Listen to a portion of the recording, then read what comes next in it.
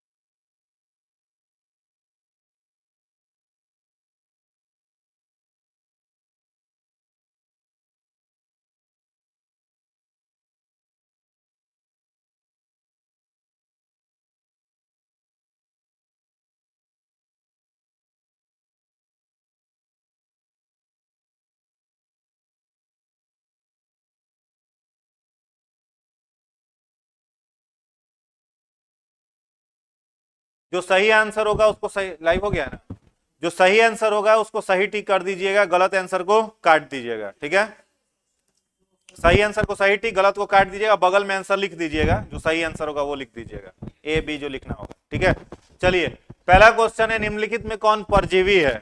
ठीक है, ऑप्शन दिया हुआ है अमीबा, जोक, मधुमक्खी और मनुष्य। ठीक है, परजीवी समझ रहे हो सब लोग, जो दूसरे के शरीर पर निर्भर रहे भोजन के लिए, तो इनमें से कौन सा परजीवी है? जोक। कौन है? Joke, option number B. Second question है, अमाशय खुलता है यानी स्टमक किस में ओपन होता है? कोलन, ग्रासनली, ग्रहणी, मलाशय। तो अमाशय जो होता है वो किस में खुलता है? ग्रहणी में। ग्रहणी, ड्यूडेनम, सी हो गया। नेक्स्ट क्वेश्चन है प्रश्न संख्या 3, मनुष्य के मुख गुहा के बाद क्या होता है? Answer is option number B, ग्रासनली। मुख गुहा के बाद ग्रासनली। चौथा क्वेश्चन है, जेजुनम किसका अंग है? ग्रहणी का, ग्रासनली का, बड़ी आंत का या छोटी आंत का? क्या होगा? छोटी आंत का। जेजुनम किसका है? छोटी आंत, option D. Question number 5, carbohydrate पाचक एंजाइम है? ऑप्शन हो जाएगा ए, एमाइलेज। कार्बोहाइड्रेट का पाचन कौन करेगा? एमाइलेज। लाइपेज किसका पाचन करता है? लाइपेज वसा का, न्यूक्लिएज न्यूक्लिक एसिड का, और ट्रिप्सिन प्रोटीन का। तो आंसर क्या होगा? एमाइलेज।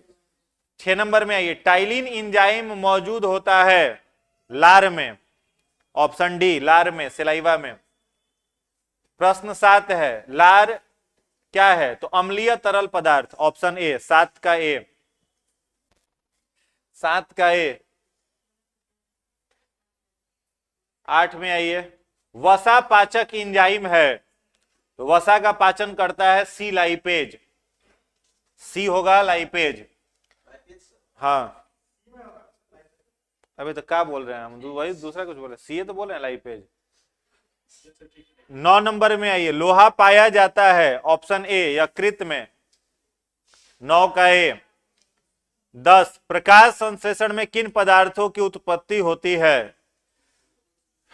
आंसर डी होगा, ग्लूकोज, ऑक्सीजन दोनों। इनमें कौन कीटभक्षी पौधा है? आंसर डी होगा, इनमें से सभी।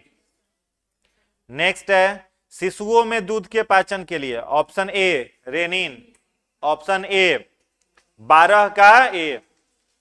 13 में आइए, कवक में किस प्रकार का पोषण पाया जाता है? आंसर हो जाएगा सी, अवशोषक पोषण, 13 का सी।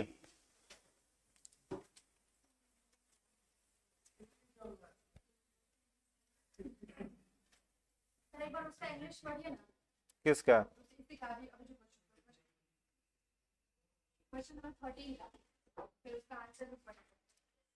ठीक है, क्या which what type of nutrition found in fungi? ठीक तो दिया, autotrophic, photosynthetic, absorptive, none of this. क्या दिक्कत है? 14 में आइए, प्रकृति में ऑक्सीजन का संतुलन कैसे बना रहता है? ठीक है, प्रकृति में ऑक्सीजन का संतुलन कैसे बना रहता है? ऑप्शन हो जाएगा सी, बी प्रकाश संश्लेषण। आंसर इज बी प्रकाश संश्लेषण। हो गया। 15 में आइए, प्रोटीन को अमीनो अम्ल में रूपांतरित कौन करता है? ए पेप्सिन। 15 का ए पेप्सिन। 16 है, मनुष्य में कितनी जोड़ी लार ग्रंथियां पाई जाती हैं? सी 3 जोड़ी। आंसर सी हो जाएगा। 17 में आइए, प्रकाश संश्लेषण में ऑक्सीजन की उत्पत्ति होती है। आंसर हो जाएगा बी जल से। आंसर हो जाएगा बी जल से। 18 प्रकाश संश्लेषण में अंध प्रक्रिया डार्क रिएक्शन कब होता है? आंसर हो जाएगा डी रात और दिन, जब तक NADPH2 उपलब्ध रहे। डी हो जाएगा। 19 में आइए, प्रकाश संश्लेषण में अप्रकाशिक प्रतिक्रिया हरित लवक के किस भाग में होती है? आंसर हो अप्रकाशित ग्राना। आंसर हो जाएगा बी ग्राना। बी ग्राना। उसके बाद आइए, प्रकाश संश्लेषण की प्रकाशिक अभिक्रिया बी हो जाएगा स्ट्रोमा। 20 का बी। 21 में आइए, हरित लवक के अंदर झिल्लियों से बनी नलियों को क्या कहते हैं? आंसर हो जाएगा इसका, हरित लवक दे रहा है ना, डी थैलाक्वाइड। D thylakoid. अमाशय में कौन सा एंजाइम पाया जाता है? आंसर हो जाएगा इसका डी पेप्सिन। 22 का डी। 23 प्रकाश संश्लेषण द्वारा किसकी उत्पत्ति होती है? C glucose. मनुष्य में कितनी प्रकार के दांत पाए जाते हैं? डी 4 प्रकार। डी हो जाएगा। 25 में, हरे पौधों के संबंध में दिए गए कथनों पर विचार करिए। इसका आंसर हो जाएगा क्या? 1, 2 और 3 तीनों। 25 का हो जाएगा सी। 26 में आइए, कथन ए मानव शरीर में यकृत वसा के पाचन की महत्वपूर्ण भूमिका निभाता है। ठीक है, मानव शरीर में यकृत वसा के पाचन की महत्वपूर्ण भूमिका निभाता है। यकृत में वसा का पाचन होता है क्या? नहीं ना होता है। वसा के पाचन के लिए अग्नाशय होता है, पैनक्रियाज। तो कथन क्या है? गलत है, यानी ये सर्सन गलत है। यकृत 2 महत्वपूर्ण वसा पाचक एंजाइम उत्पन्न करता है। ठीक है,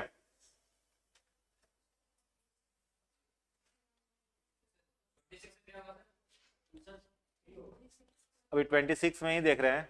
the liver play an important role in the digestion of fat in human body. Liver produce 2 important fat digestive enzyme. आप लोग क्लियर नहीं दिख रहा है क्या?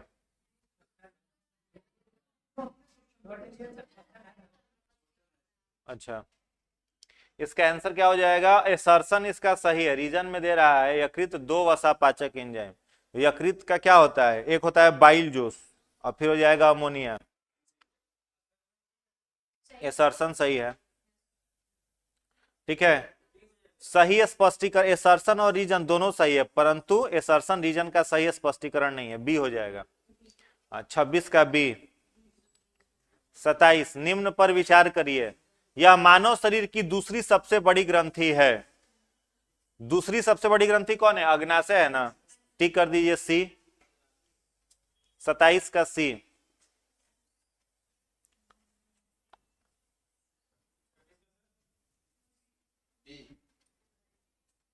28 मानव के संदर्भ में निम्न एंजाइम पर विचार करें। उपरोक्त में से कौन अग्नाशयी रस में पाया जाता है? कार्बोक्सी पेप्टिन, लाइपेज, माल्टेज, सुक्रेज। क्या पाया जाता है? लाइपेज पाया जाता है। ठीक है, और क्या पाया जाता है?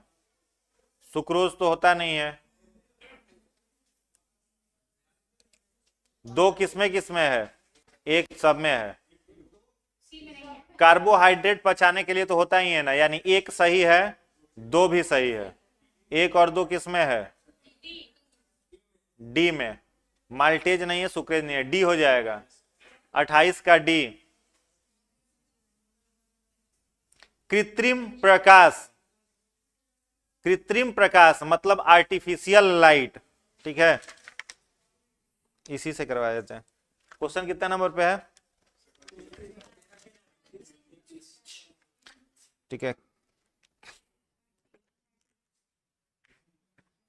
कृत्रिम प्रकाश पर्णहरित नष्ट कर सकता है, पर्णहरित का संश्लेषण कर सकता है, प्रकाश संश्लेषण का कारण हो सकता है, प्रकाश संश्लेषण का कारण नहीं हो सकता। आंसर सी हो जाएगा, 29 का सी, 29 सी। 30 में ये कुछ वनस्पति जातियां कीटहारी होती हैं, क्यों? आंसर हो जाएगा इसका बी। हाँ, 30 का बी।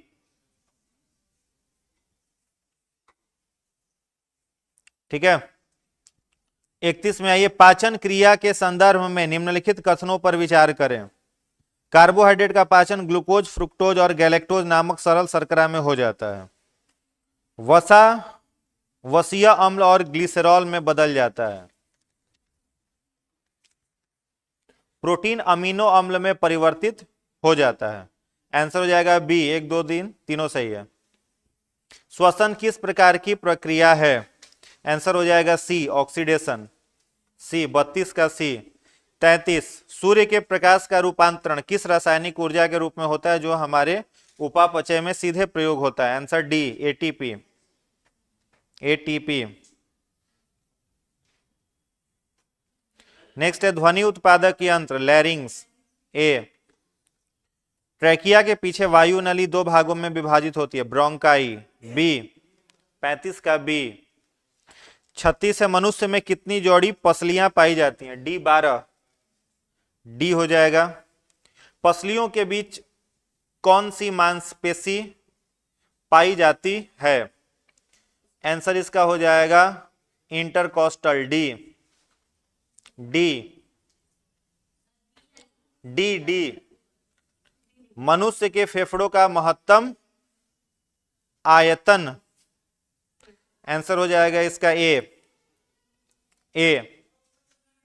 बिना अतिरिक्त प्रयास के कितनी हवा सांस में ले सकता है और छोड़ता है? आंसर हो जाएगा ए, 39 ए। हीमोग्लोबिन से जुड़कर ऑक्सीजन क्या बनाता है? बी, कार्बोक्सी हीमोग्लोबिन, 40 का बी। अनॉक्सी श्वसन में कितना एटीपी बनता है?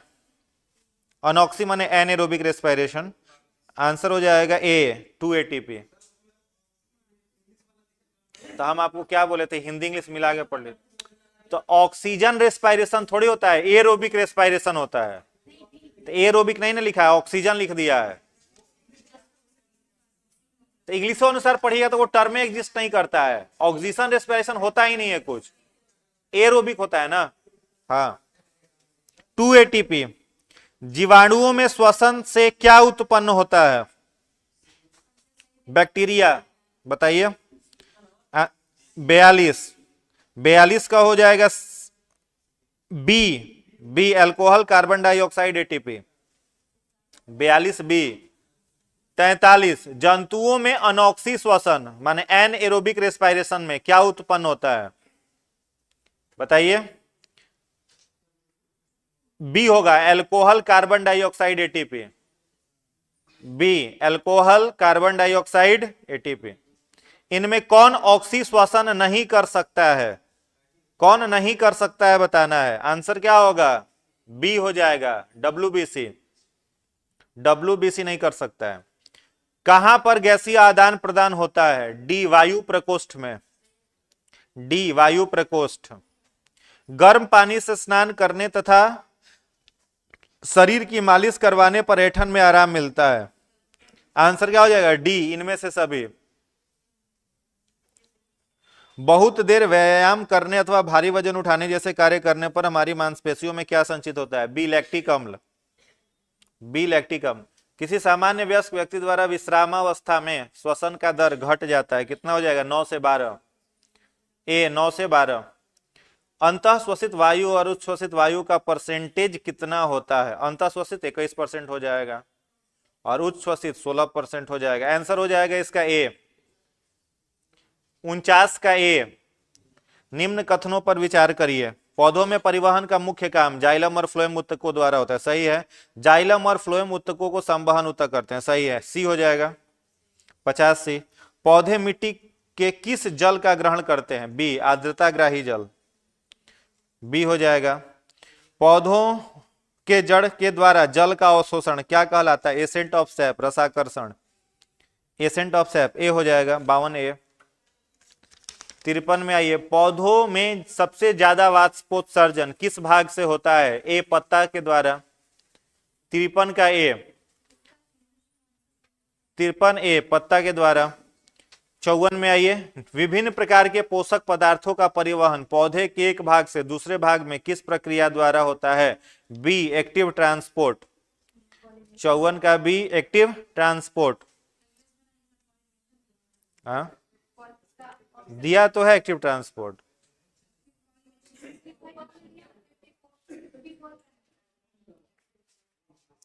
पौधों में पोटेशियम लवण का परिवहन किस विधि द्वारा होता है? इसका भी वही होगा, एक्टिव ट्रांसपोर्ट। हाँ 55 का बी। 56 में आइए, निम्न में से किस संघ के प्राणी में खुला रक्त परिवहन तंत्र होता है? बी ऑर्थोपोडा, बी हो जाएगा ऑर्थोपोडा। मनुष्य के हृदय के संबंध में दिए गए कथनों पर विचार करिए। हृदय का वजन 300 ग्राम, ठीक है। हृदय के चारों ओर पेडिकार्डियल मेम्ब्रेन, ये भी ठीक है। मनुष्य का हृदय 4 कक्षीय होता है, यह भी ठीक है। डी हो जाएगा, सभी कथन सही है। डी। निम्न में से कौन सा कथन असत्य है? इनकरेक्ट बताना है। सिराओं की उत्पत्ति विभिन्न अंगों के केशनलियों के रूप में होती है जो अंतः हृदय में समाप्त हो जाता है। सिराओं की उत्पत्ति विभिन्न अंगों के केशनलियों में होती है जो अंततः हृदय में समाप्त हो जाता है, ठीक है। सिराओं द्वारा अशुद्ध रक्त का परिवहन होता है, यह भी ठीक है। धमनियों की उत्पत्ति हृदय से होती है जो विभिन्न अंगों के केशनलियों के रूप में समाप्त होती है। धमनी हृदय, धमनी माने आर्टरी, हृदय के मांसपेशी को, धमनी हृदय के मांसपेशी को रक्त पहुंचाता है, हृदय के मांसपेशी को रक्त पहुंचाता है, ये गलत है। डी हो जाएगा। हाँ पौधों में परिवहन तंत्र में कौन शामिल है? पौधों के परिवहन तंत्र में कौन शामिल है? सी हो जाएगा दोनों। डी बताएं। पौधों में परिवहन तंत्र में सी हो जाएगा। जाइलम में जल का परिवहन किस दिशा में होता है? क्या होगा? जड़ से तना की ओर, बी हो जाएगा। जड़ से तना की ओर, बी हो गया। उसके बाद फ्लोएम में भोजन का परिवहन किस दिशा में होता है? सी, दोनों दिशाओं में। 61 का सी। क्या कुछ बोल रहे हैं क्या?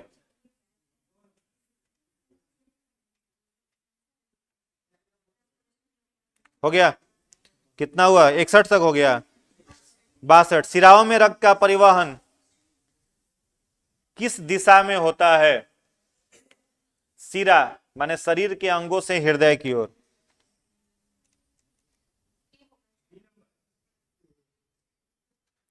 सिरा याद करो ना, सबसे पहले क्या होता है? सबसे पहले भेना का ऊपर में क्या होता है बताइए? पल्मोनरी आर्टरी, फिर अरोटा, फिर शरीर की कोशिका, शरीर की कोशिका से हृदय में भेना का हुआ। तो आंसर क्या हो जाएगा? शरीर के विभिन्न अंगों से हृदय की ओर, ए। 62 का ए। 63, कोरोनरी वाहिनियां कहां रक्त प्रवाहित करती हैं? शरीर के विभिन्न अंगों से हृदय की ओर, हृदय से शरीर के विभिन्न अंगों की ओर, हृदय की दीवार के अंदर। आंसर सी हो जाएगा, सी। 63 का सी। 64 में आइए, पोर्टल वाहिनियां कहां रक्त प्रवाहित करती हैं? पोर्टल वेन कहां रक्त प्रवाहित करती हैं?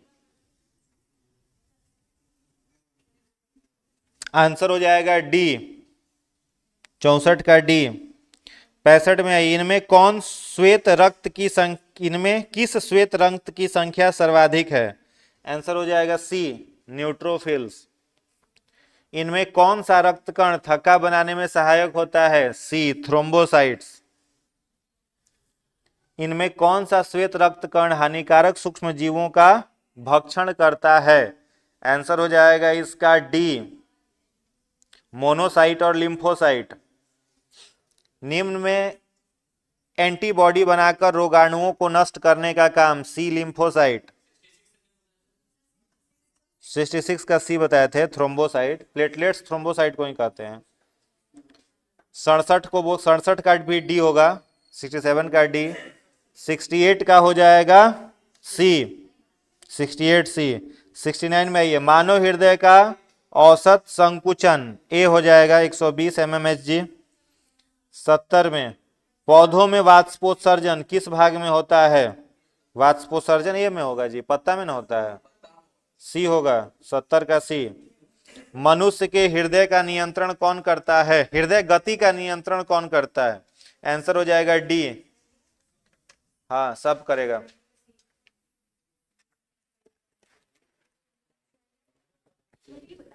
हाँ 72, एलर्जी युक्त प्रतिक्रियाओं में रक्त का कौन सा भाग काम करता है? तो एसिडोफिल, एलर्जी वगैरह से, नोचनी उचनी से कौन बचाता है? एसिडोफिल। पौधों में पानी की आपूर्ति किस क्रिया द्वारा होती है? जल की आपूर्ति किसकी क्रिया द्वारा होगी? ऑस्मोसिस, परासरण द्वारा। हाँ बी होगा, परासरण लिख दिया, टाइपिंग एरर है, परासरण उसको करके माने हैं क्या? हाँ तो ठीक है, देख रहे हैं गलत है।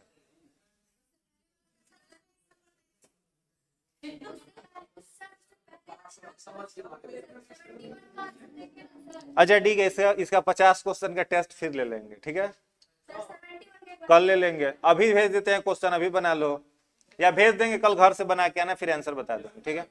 हार्ड कॉपी में नहीं, पीडीएफ देंगे, घर से बना के आइए, क्या दिक्कत है, कल डिस्कस कर देंगे क्लास के बाद। नहीं आप ईमानदार हैं। चलो कितना हो गया टोटल?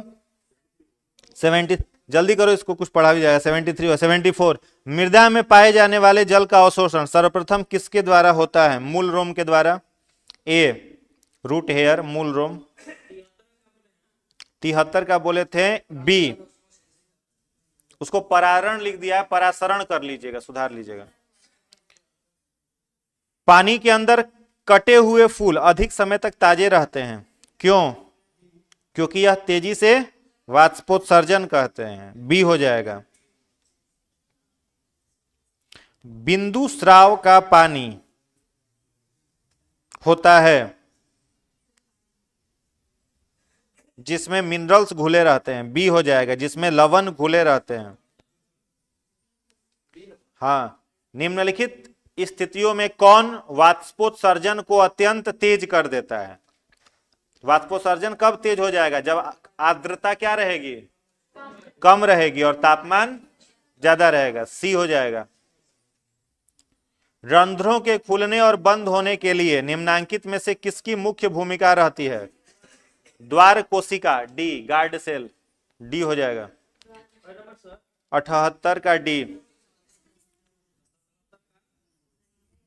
77 का सी। गलत हो रहा था, आप लोग कोमा में चले जा रहे हैं क्या?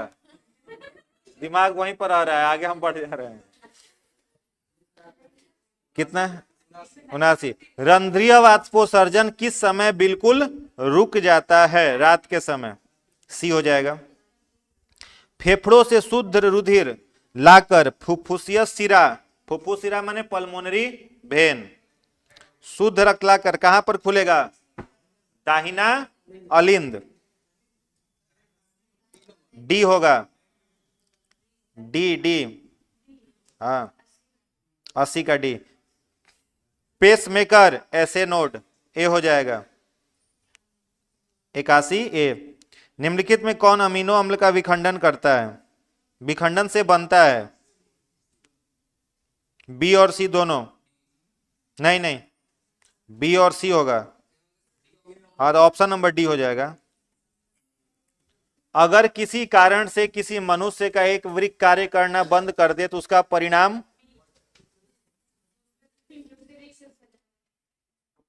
ए, वो किडनी खराब दे रहा है ना, तो आंसर हो जाएगा क्या? दूसरे किडनी से उत्सर्जन होगा, ठीक तो है, बी हो जाएगा।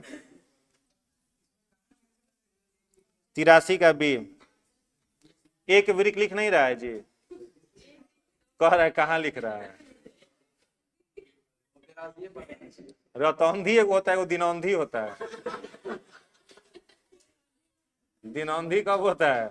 दिन में। रतौंधी रात। वृक्क वृक्क किस जैव प्रक्रम का हिस्सा है? ए हो जाएगा उत्सर्जन। रेजिन किस फूल का उत्सर्जी पदार्थ है? चीड़ का। डी हो जाएगा, डी। हाँ डी, पाइन का। पादप में अपशिष्ट संचित होते हैं कोशिकाओं के रिक्तिकाओं में। सी, 86 का सी। 87, निम्न कथनों पर विचार करें। अमीबा में उत्सर्जन के लिए कोई विशेष अंग नहीं पाए जाते। 86 का सी। अमीबा में उत्सर्जन के लिए कोई विशेष अंग पाए जाते हैं क्या? नहीं पाए जाते। अमीबा में उत्सर्जी पदार्थ शरीर के सतह से विस्तरण द्वारा बाहर निकलता है। सही है, केवल दो। बी हो जाएगा 87 का बी। 88, उत्सर्जी पदार्थ का शरीर से निष्कासन क्यों आवश्यक है? सभी सही हैं, डी हो जाएगा।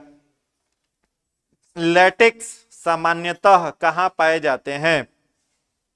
कनेर के फूल में मिलता है। सी हो जाएगा 89 का सी। सामान्य 88 का डी। 89 सी। 90, सामान्य उत्सर्जन एवं जल संतुलन की क्रियाएं संपादित होती हैं। उत्सर्जन और वाटर बैलेंस की क्रियाएं क्या हो जाएगा? साथ साथ बी। पौधों में पाया जाने वाला गाढ़ा और दूधिया उत्सर्जित तरल को कहते हैं लैटेक्स। ए। प्रोटीन तथा अमीनो अम्ल के विखंडन के फलस्वरूप निर्माण होता है। प्रोटीन और एमिनो एसिड।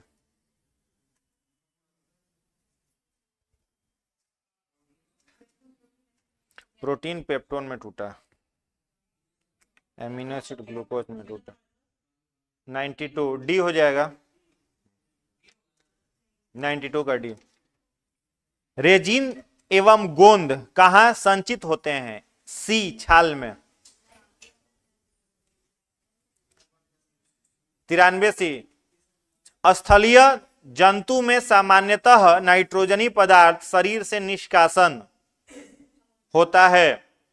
किस रूप में? स्थलीय जंतु कह रहा है, माने मैमल। क्या? तो क्या हो जाएगा? यूरिया। Urea B. पौधों में गैसों के निष्कासन के लिए, गैस का निष्कासन डिफ्यूजन। बी हो जाएगा विसरण। हाँ बी बी, विसरण। किन जीवों में नाइट्रोजनी पदार्थ का निष्कासन यूरिक अम्ल के रूप में होता है? तो यूरिक अम्ल माने आरबीसी नहीं है, यूरिक अम्ल मतलब RBI. Reptile, bird, insect. Reptile, bird दोनों हो जाएगा। सी हो जाएगा। हाँ 96 का सी। 97, पौधों में गैसों का निष्कासन वात रंध्रों से ए और बी दोनों। सी होगा 97 का सी। 98, किडनी के भीतरी नतोदर सतह क्या कहलाती है? जहां वृक्क धमनी प्रवेश करती है, वृक्क सिरा बाहर निकलती है, उसको कहते हैं नेफ्रॉन। तो पूरा किडनी बना हुआ। इंटरनल सीधा मेडुला, बाहर कॉर्टेक्स, अंदर में मेडुला। अंतस्थ भाग हाइलम, नेफ्रॉन, वृक्क शंकु। रीनल आर्टरी जहां प्रवेश करता है और रीनल वेन बाहर निकलता है, इसका वृक्क शंकु, रीनल कोन। ए 98 का ए। मानव शरीर में यूरिया की अधिकतम मात्रा किसमें पाई जाती है? रक्त में।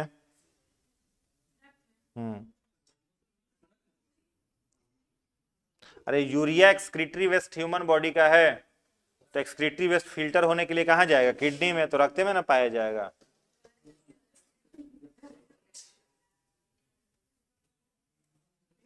मानव शरीर में खून का शुद्धिकरण डायलिसिस।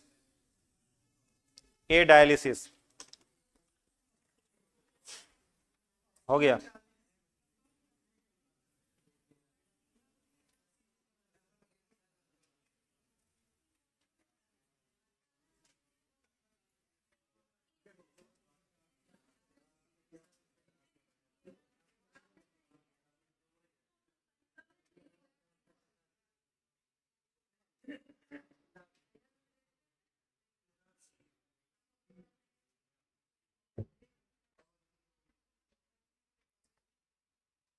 तभी का 60 के ऊपर है ना दुनिया भर।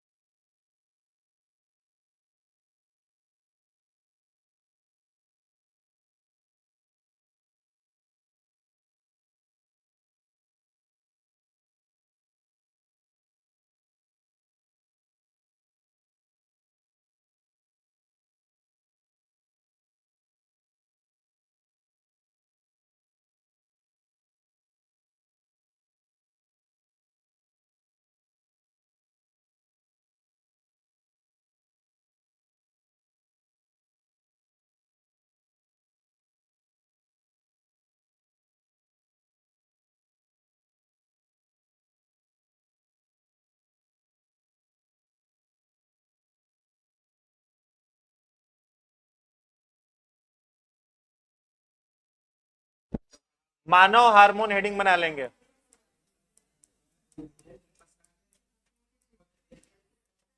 मानव हार्मोन, ठीक है। चलो केवल एक ग्लैंड के बारे में डिस्कस कर पाएंगे क्योंकि समय कम है। केवल एक ग्लैंड हम लोग अभी खत्म कर देंगे। टोटल 8 ग्लैंड पढ़ना है, एक ग्लैंड अभी हम लोग कर देंगे, ठीक है। हाँ, कॉपी पेन एकदम हाथ में लेके अलर्ट। देखिए हार्मोन शब्द जो है, मैंने पिछले भी दिन आपको बताया था कि हार्मोन शब्द किस वर्ड से बना है, हार्मोनिया, ठीक है। पूछे अगर आपसे कि हार्मोन शब्द की उत्पत्ति किस शब्द से हुई है तो क्या कहेंगे, हार्मोनिया, ठीक है। और इस हार्मोनिया शब्द का मतलब क्या होता है, हार्मोनिया का मतलब होता है वृद्धि हेतु, वृद्धि हेतु प्रेरित करना, ठीक है। हार्मोनिया शब्द का मतलब होता है वृद्धि हेतु प्रेरित करना, एस्टिमुलेट फॉर ग्रोथ। क्लियर है। अब हम लोग पढ़े थे पिछले दिन प्लांट में हार्मोन, तो प्लांट में कितना हार्मोन पढ़ा था, 4 या 5 हार्मोन पढ़े थे ना। पहला था ऑक्सिन, जो क्या काम कर रहा था, पौधों में लंबाई को बढ़ाने वाला हार्मोन कौन था, ऑक्सिन। दूसरा क्या पढ़े थे, जिब्रेलिन, वो क्या कर रहा था, बीज के सुसुप्तावस्था को नष्ट कर रहा था। तीसरा कौन सा पढ़े थे, साइटोकाइनिन, वो क्या काम कर रहा था, कोशिका विभाजन का। चौथा था एब्सेसिक एसिड, ग्रोथ को रोक रहा था, वृद्धिरोधक हार्मोन था और पेड़ के पत्तों को अलग करने का काम कर रहा था। उसके बाद पढ़े थे एथिलीन, वो फल को पकाने वाला हार्मोन था। उसके बाद पढ़े थे फ्लोरिसेंस, जो फूलों को खिलने में मदद कर रहा। 6 हार्मोन पढ़े थे। वैसे ही मानव शरीर के अंदर जो भी नियंत्रण और समन्वय का कार्य होता है वो 2 चीजों के द्वारा होता है। एक तो हम लोगों के तंत्रिका तंत्र के द्वारा होता है और दूसरा किसके द्वारा होगा, हार्मोन के द्वारा होता है। अब लंबाई हम लोगों की बढ़ रही है और शरीर में अगर एसटीएच हार्मोन नहीं निकले, जिसको सोमैटोट्रोपिक हार्मोन कहते हैं, वो नहीं निकले तो लंबाई बढ़ेगी क्या, नहीं बढ़ेगी।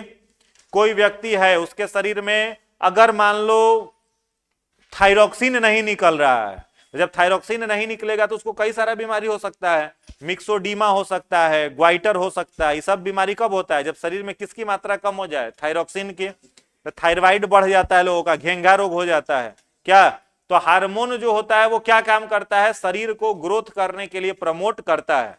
हार्मोन हम लोगों के शरीर में जिन ग्रंथियों द्वारा निकलता है उन ग्रंथियों को क्या कहते हैं, अंतःस्रावी ग्रंथि। क्या कहेंगे, अंतःस्रावी ग्रंथि। तो याद रखना है आपको कि हार्मोन किन ग्रंथियों से निकलेगा, अंतःस्रावी, जिसको अंग्रेजी में कहते हैं इंडोक्राइन ग्लैंड। ठीक है, तो हार्मोन निकालने वाली ग्रंथियां हो गई इंडोक्राइन ग्लैंड, अंतःस्रावी ग्रंथियों से। और बाह्य स्रावी ग्रंथि से क्या निकलता है, इंजाइम। बाह्य स्रावी ग्रंथि से निकलेगा इंजाइम और अंतःस्रावी ग्रंथि से निकलेगा हार्मोन। ठीक है, क्लियर ना। इंजाइम क्या काम करता है, पाचन का।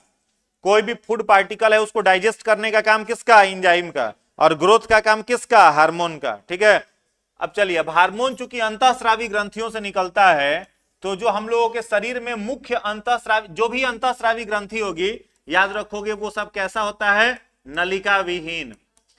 कैसा होगा, नलिका विहीन, जिसको कहते हैं डक्टलेस। तो जो भी अंतःस्रावी ग्रंथि होती है वो कैसी होगी, नलिका विहीन, डक्टलेस। और जो भी बाह्य स्रावी ग्रंथि होगी वो कैसी होगी, नलिका युक्त, मतलब डक्टेड। बाह्य स्रावी ग्रंथि मतलब जैसे हम लोग का लार ग्रंथि है, तो लार में कौन सा एंजाइम होता है, टाइलिन। तो पूछा जाए आपसे कि लार ग्रंथि कैसा है, नलिका युक्त की नलिका विहीन, तो क्या कहोगे, नलिका युक्त, क्योंकि यह एक्सोक्राइन है, बाह्य स्रावी है। पूछे यहाँ प्यूटिटरी ग्लैंड है, पीयूष ग्रंथि, वो कैसा है, तो क्या कहिएगा, नलिका विहीन, डक्टलेस। अब कहोगे कि नलिका का मतलब क्या है सर, तो नलिका का मतलब होता है जैसे एक ट्यूब होता है, घर में ट्यूब देखे हैं। ठीक है, अब इंजाइम जो होता है हम लोगों के शरीर में, वो इंजाइम अगर हम लोगों के ब्लड में जाकर के मिल जाए, मिक्स हो जाए, तो वो इंजाइम खराब हो जाएगा, निष्क्रिय हो जाएगा, किसी काम का नहीं रहेगा।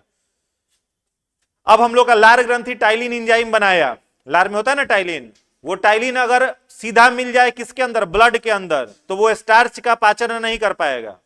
तो टाइलिन को किसके अंदर, तो एक डक्ट के थ्रू, एक नलिका के थ्रू वो फ्लो होकर के जाएगा और हम लोगों के मुख के अंदर वो स्टार्च का पाचन कर देगा। जबकि हार्मोन जो भी बनता है उस हार्मोन को कहां मिलना रहता है, ब्लड में। और अगर सोचो कि नलिका इस ग्रंथि में, अंतःस्रावी ग्रंथि में अगर नलिका लग गया, डक्ट लग गया, तो वो हार्मोन ब्लड में थोड़े मिक्स हो पाएगा, वो तो कहीं और चला जाएगा, टारगेट ऑर्गन तक पहुंच जाएगा। तो हार्मोन को कहां मिलना है, ब्लड में। इसीलिए हार्मोन निकालने वाली ग्रंथियां नलिका विहीन। और इंजाइम को कहां जाना है, अपने टारगेट ऑर्गन तक जाना है, इसलिए एक्सोक्राइन ग्लैंड कैसा होगा, नलिका युक्त होगा। क्लियर, तो ये फैक्ट याद रखना है, जितनी भी अंतःस्रावी ग्रंथियां हैं सभी के सभी नलिका विहीन होंगी, डक्टलेस होंगी। क्लियर है। अब पहली ग्रंथि जिसके बारे में हम लोग पढ़ेंगे उसका लिखिएगा पीयूष ग्रंथि। पीयूष ग्रंथि, इसे प्यूटिटरी ग्लैंड कहा जाता है। पिट्यूटरी ग्लैंड, पीयूष ग्रंथि। ठीक है, ये हम लोगों के मस्तिष्क के, अगर पूछा जाए कहां पर यह स्थित है, कहां पर लोकेटेड है, तो याद रखिएगा स्थित है हम लोगों के मस्तिष्क के स्फेनॉइड भाग में। और इसी स्फेनॉइड भाग को हाइपोथैलेमस भाग कहते हैं। ठीक है, पूछा जाए मस्तिष्क के किस भाग में है, ये स्फेनॉइड भाग में, और उसको क्या कहते हैं, हाइपोथैलेमस भाग। पूछे आपसे पीयूष ग्रंथि का वजन बताओ कितना होगा, तो याद रखोगे 0.8 ग्राम। इसका वजन जो है वेट, वह कितना हो जाएगा, 0.8 ग्राम। आगे पूछा जाए इसका कुछ और नाम है क्या, तो इसे हम लोग एक और नाम से जानते हैं मास्टर ग्रंथि। क्या कहते हैं इसको?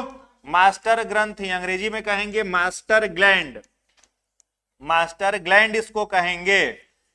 अब मास्टर ग्लैंड का क्या मतलब है? जो सभी ग्रंथियों को क्या करे? कंट्रोल करे। क्या मास्टर ग्लैंड का क्या मतलब है? शरीर के अंदर जितनी सारी अंतःस्रावी ग्रंथियां हैं उन सभी का नियंत्रण किसके द्वारा होगा? मास्टर ग्रंथि के द्वारा। अब जैसे हम लोगों का यहां पर थायराइड ग्लैंड है, उसका भी नियंत्रण कौन करेगा? मास्टर ग्लैंड करेगा। क्लियर है? तो सारी ग्रंथियों को कितना हार्मोन निकालना है और कब निकालना है, इसका डिसीजन कौन देता है? Pituitary gland. इसलिए इसको क्या कहते हैं? मास्टर ग्लैंड कहते हैं। अब प्रश्न को थोड़ा सा डिफिकल्ट करना होगा तो यह पूछेगा कि कौन सी ऐसी ग्रंथि है जिसको कंट्रोल हम लोगों का पिट्यूटरी ग्लैंड नहीं करता, यानी पिट्यूटरी ग्लैंड का अपवाद बताइए। तो इसका केवल एक ही एक्सेप्शन है, अपवाद, और उसका नाम है क्या? पाराथायरॉइड ग्लैंड। पाराथायरॉइड ग्लैंड, हिंदी में इसको कहते हैं परा अवटु ग्रंथि। ठीक है, तो याद क्या रखोगे? पाराथायरॉइड ग्लैंड को पिट्यूटरी ग्लैंड कंट्रोल नहीं करता, बाद बाकी सभी को कंट्रोल करता है। तो पीयूष ग्रंथि का एक अपवाद कौन हो गया? पाराथायरॉइड ग्लैंड हो गया। मास्टर ग्लैंड इसको क्यों कहेंगे बताइए? क्योंकि यह सभी अंतःस्रावी ग्रंथियों को क्या करेगा? कंट्रोल करेगा। किसको कितना हार्मोन निकालना है और कब निकालना है, इसका भी डिसीजन किसका है? पिट्यूटरी ग्लैंड का है। इसीलिए इसको कहेंगे क्या? मास्टर ग्लैंड कहेंगे। क्लियर? अब ये कौन कौन से हार्मोन निकालेगा? ठीक है, इसके द्वारा जो पहला हार्मोन निकाला जाता है उसको कहते हैं हम लोग सोमैटोट्रॉफिक हार्मोन। ब्रैकेट में लिख लेना STH। पीयूष ग्रंथि का पहला हार्मोन लिखिए, सोमैटोट्रॉपिक हार्मोन निकालता है STH। इस STH को वृद्धि हार्मोन भी कहते हैं। STH का एक नाम क्या हो गया? वृद्धि हार्मोन। काम क्या करेगा? STH हड्डी की लंबाई,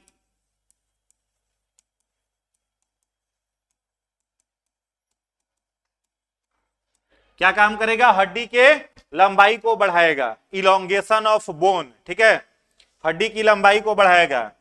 अगर इसकी कमी हो जाए, STH की कमी, तो कौन सा रोग होगा? बौनापन, जिसको ड्वार्फिज्म कहते हैं। और यदि STH की अधिकता हो जाए, ज्यादा, तो कौन सा रोग होगा? विशाल कायता, जिसको जाइंटिज्म कहते हैं। एक और नाम है इसका एक्रोमिगेली।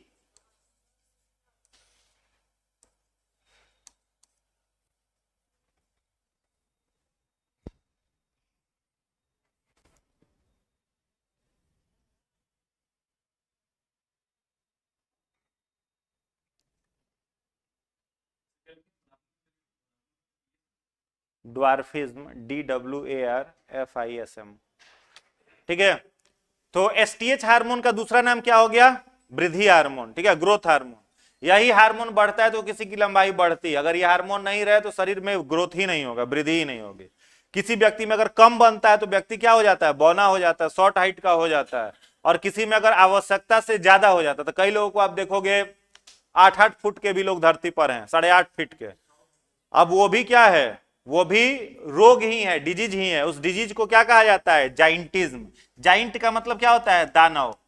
जाइंट माने क्या होता है? दानव। तो शरीर उसका कैसा हो जाएगा? दानव के जैसा बड़ा हो जाएगा। तो जाइंटिज्म या एक्रोमिगेली, ये दोनों किस हार्मोन की अधिकता से होता है? STH। और STH को स्रावित कौन करेगा? पीयूष ग्रंथि, पिट्यूटरी ग्लैंड करेगा। क्लियर है? दूसरा हार्मोन यह निकालता है, लिखेंगे TSH। TSH इसको कहते हैं थायराइड। हाँ, thyroid stimulating hormone. TSH, thyroid stimulating hormone.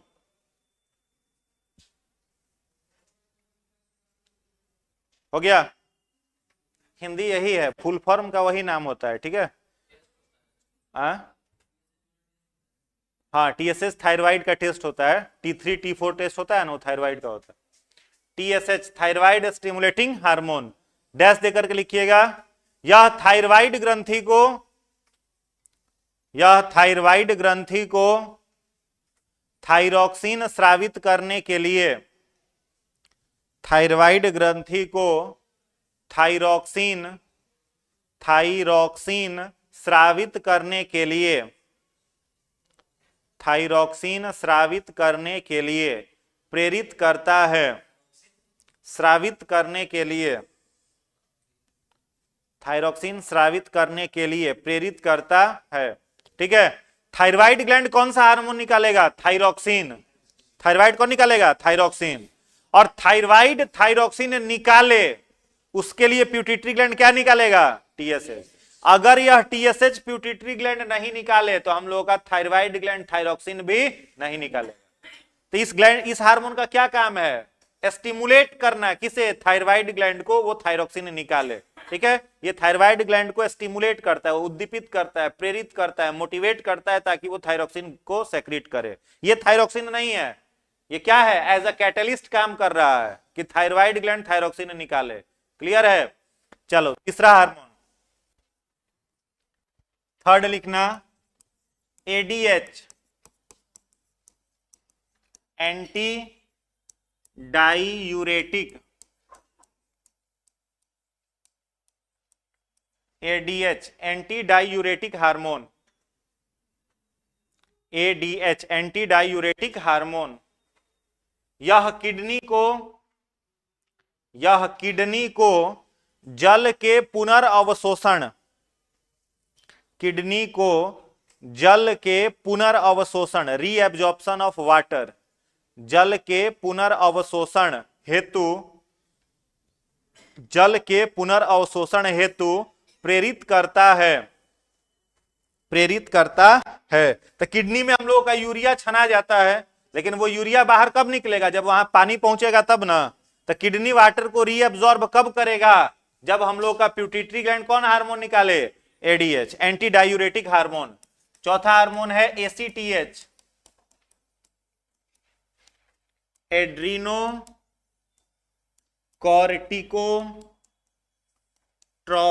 Hormone, Adreno corticotropic hormone, ACTH.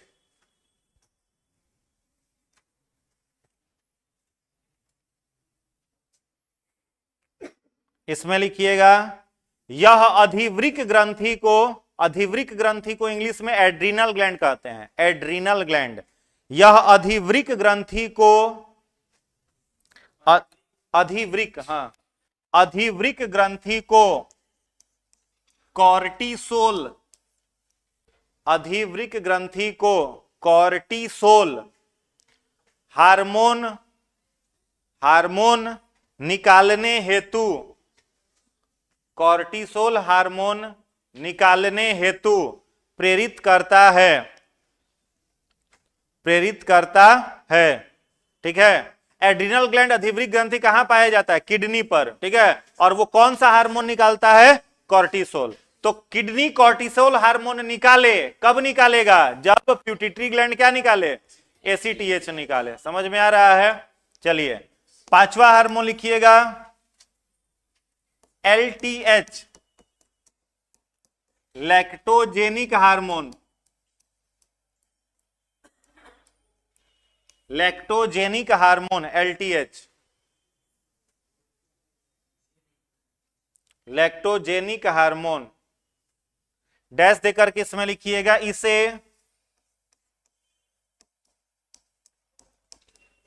इसे प्रोलैक्टिन भी कहते हैं, इसे प्रोलैक्टिन, प्रोलैक्टिन भी कहते हैं। यह शिशु के जन्म के बाद, यह शिशु के जन्म के बाद दुग्ध स्रावित हेतु, दुग्ध स्रावित हेतु प्रेरित करता है, दुग्ध स्रावित स्रावित हेतु प्रेरित करता है। ठीक है, उसके बाद लास्ट लिख लीजिए ऑक्सीटोसिन। स्रावित माने सेक्रीट करना, निकालना। ऑक्सीटोसिन, ऑक्सीटोसिन इसमें लिखिएगा इसे हाँ छठा हार्मोन है। इसे बॉन्ड बाइंडिंग तथा लव हार्मोन, इसे बॉन्ड बाइंडिंग तथा लव हार्मोन भी कहते हैं।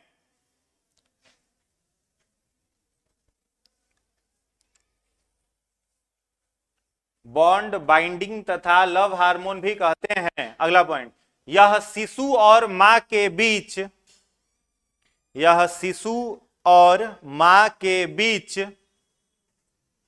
भावनात्मक संबंध बनाने का कार्य, भावनात्मक संबंध बनाने का कार्य